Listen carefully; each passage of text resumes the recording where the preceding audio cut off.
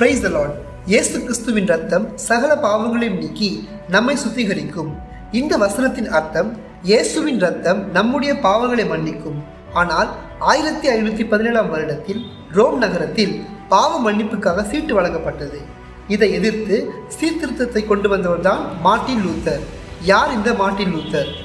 இவர் 10 நவம்பர் 1483 வருடத்தில் ஜெர்மன் தேசத்தில் பிறந்தவர். இவருடைய பெற்றோர்கள் பெயர் ஹான்ஸ் மற்றும் மார்கரெட் லூத்தர். இவருடைய தகப்பனார் காப்பர் மைனிங் பிசினஸ் செய்து வந்தார். மேலும் மார்ட்டின் லூத்தர் எர்ஃபர்ட் பல்கலைக்கழகத்தில் தன்னுடைய இளங்கலை மற்றும் முதுகலை பட்டப்படிப்பை படித்து முடித்தார். அதன் பிறகு தன்னுடைய தகப்பனாரின் விருப்பத்தின்படி சட்டப்படிப்பை படிக்க கல்லூரியில் நுழைகிறார். சிறு வயது முதல் கொண்டு ரோம கத்தோலிக்க பக்தியில் வளர்ந்த மார்ட்டின் லூத்தர் தான் துறவி ஆனால் தான் பரலோகம் செல்ல முடியும் என்று மிகுந்த நம்பிக்கை கொண்டிருந்தார். ஒரு நாள் மிகுந்த இடியுடன் கூடிய கனமழை பெய்து கொண்டிருந்த நிலையில் அவர் தன் உயிருக்கும் தன்னுடைய பாவங்கள் இன்னும் மன்னிக்கப்படவில்லை என்பதை நினைத்து மிகவும் பயந்து ஒரு ஜெபம் செய்கிறார். தான் இந்த ஆபத்தான சூழ்நிலையிலிருந்து உயிர் பிழைத்தால் தான் துறவியாக மாறுவதாக முடிவு செய்கிறார். அதன்படி மழை நின்ற பிறகு பத்திரமாய் வீடு திரும்புகிறார் மார்ட்டின் லூத்தர். இந்த நிகழ்வுக்கு பின்னதாக தன்னுடைய சட்டப்படிப்பை பாதியிலே நிறுத்திவிட்டு அகஸ்தியரின் சமூகத்தில் சேர்ந்தார் மார்ட்டின் லூத்தர். அதன் பிறகு தன்னுடைய இறையியல் படிப்பை விட்டன்பர்க் பல்கலைக்கழகத்தில் படித்து முடித்தார். அதன் பிறகு அங்கே வேதாகம பண்டிதராக பணியாற்றுகிறார். மார்ட்டின் லூத்தரின் நம்பிக்கை என்னவென்றால், பரிசுத்த தேவாலயம் உள்ள ரோம் நகருக்கு புனித பயணம் மேற்கொண்டால் தன்னுடைய பாவங்கள் மன்னிக்கப்படும் என்றும் பரலோகம் செல்ல அது வழிவகுக்கப்படும் என்றும் மிகவும் நம்பினார். ஆனால் ரோம் நகரம் சென்ற பிறகுதான் அங்கே உள்ள மத குருக்கள் போதிப்பதற்கு முரண்பாடாக தங்களின் வாழ்க்கை இருப்பதாகவும் அங்கே காணப்பட்ட அவர்களின் பகட்டான வாழ்க்கையை கண்டு மிகவும் சோர்ந்து போனார். அப்பொழுது வசனங்களும் ஜெபங்களும் அவருக்கு அநேக காரியங்களை போதித்தது. அந்த நாட்களில் ரோம் நகரில் உள்ள 10ஆம் போப் பாவ மன்னிப்பு சீட்டு என்று ஒன்று ஏற்படுத்தி அதை பணத்திற்கு விற்று கொண்டிருந்தார். எப்படி என்றால், அந்த பாவ மன்னிப்பு சீட்டை வாங்கினால் நாம் முற்காலத்தில் செய்த பாவம், பிறகு செய்ய போகிற பாவம், நம் குடும்பத்தில் உள்ளவர்கள் செய்த எல்லா பாவங்களும் மன்னிக்கப்படும் என்று அர்த்தம். இதை முகமுகமாக எதிர்த்த மார்ட்டின் லூத்தர் இயேசு கிறிஸ்துவின் ரத்தம் சகல பாவங்களையும் நீக்கி நம்மை சுத்திகரிக்கும் என்ற வசனத்தை உறுதிப்படுத்தும்படியாகவும் ரட்சிப்பு இயேசுவினிடத்தில் உள்ளது என்பதை வெளிப்படுத்தும்படியாகவும் 95 நிருபணங்களை எழுதி விட்டன்பர்க் தேவாலயத்தின் கதவுகளில் ஒட்டி வைத்தார். அந்த நாள் தான் 31/10/1517 வருடம் புரொட்டஸ்டன்ட் சீர்திருத்தத்தின் தொடக்கம் என்று கருதப்படுகிறது.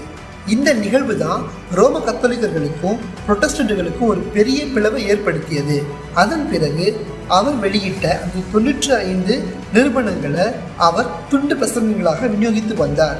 இதனால் அநேகர் மனம் திரும்பினார்கள். மேலும் அநேக மத குருக்களும் மனம் திரும்பினார்கள். மார்ட்டின் லூத்தரின் இந்த செயலின் நிமித்தம் வேதாகமத்துக்கு முரண்பாடாக இருந்த அநேக நம்பிக்கைகள் உடைக்கப்பட்டு ஒரு பெரிய எழுப்புதல் காணப்பட்டது. இதை கண்டிக்கும் வண்ணமாக 10ஆம் போப் ஒரு அதிகாரப்பூர்வ அறிக்கையை அனுப்புகிறார். அதில் மார்ட்டின் லூத்தர் கூறியவர்களுக்காக மன்னிப்பு கேட்க வேண்டும் என்றும் மற்றும் அவர் அறிவித்த அறிக்கைகளை பின்வாங்க வேண்டும் என்றும் எழுதியிருந்தார். போப்பின் இந்த அதிகாரத்துக்கு மார்ட்டின் லூத்தர் கீழ்ப்படியாமல் பரலோகத்தின் தேவனுக்கு கீழ்ப்படிந்து அந்த அதிகாரப்பூர்வ ஆவணத்தை மார்ட்டின் லூத்தர் பகிரங்கமாக தீட்டுப்படுத்தினார்.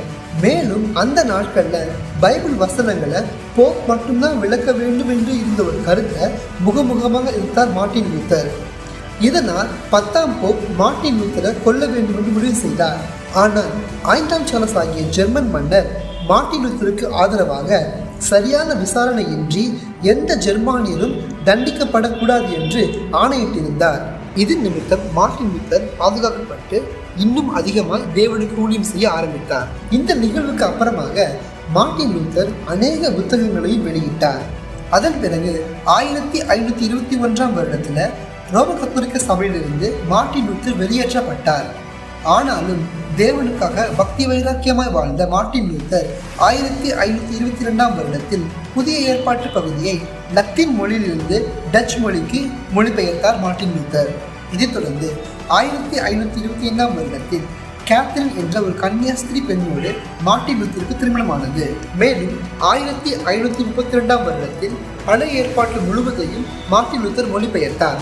இப்படி மார்ட்டின் லூத்தர் இயேசு கிறிஸ்துவின் ரட்சிப்புக்காகவும் பாவங்களை மன்னிக்க இயேசுவே வழி என்றும் போதித்து வந்தார். கடைசியாக 18/2/1546 வருடம் உடல்நிலை குறைவாக மார்ட்டின் லூத்தர் மரித்தார். இப்பொழுதும் நாம் சிந்திக்க வேண்டியது, ஒரு தனிப்பட்ட மனிதனின் அர்ப்பணிப்பு தன்னுடைய பாவங்கள் மன்னிக்கப்பட வேண்டும் என்றும் தான் பரலோகம் செல்ல வேண்டும் என்ற ஒரே ஒரு எண்ணம் தான் மார்ட்டின் லூத்தருடைய வாழ்க்கையில ஒரு பெரிய எழுப்புதலை கொண்டு வந்தது. ஒரு காகிதமோ இல்லை மூட நம்பிக்கையின் செயல்களோ இல்லை வேதத்துக்கு முரண்பாடாக இருக்கிற எந்த நம்பிக்கையும் நம்முடைய பாவங்களை மன்னிக்காது. இயேசு கிறிஸ்துவின் ரத்தமே நம்முடைய எல்லா பாவங்களையும் நீக்கி நம்மை சுத்திகரிக்கும். இப்பொழுது விசுவாசியுங்கள், மார்ட்டின் லூத்தருடைய அர்ப்பணிப்பு இப்படிப்பட்ட சீர்திருத்தங்களை கொண்டு வருமானால் ஏன் நம்மால் முடியாது?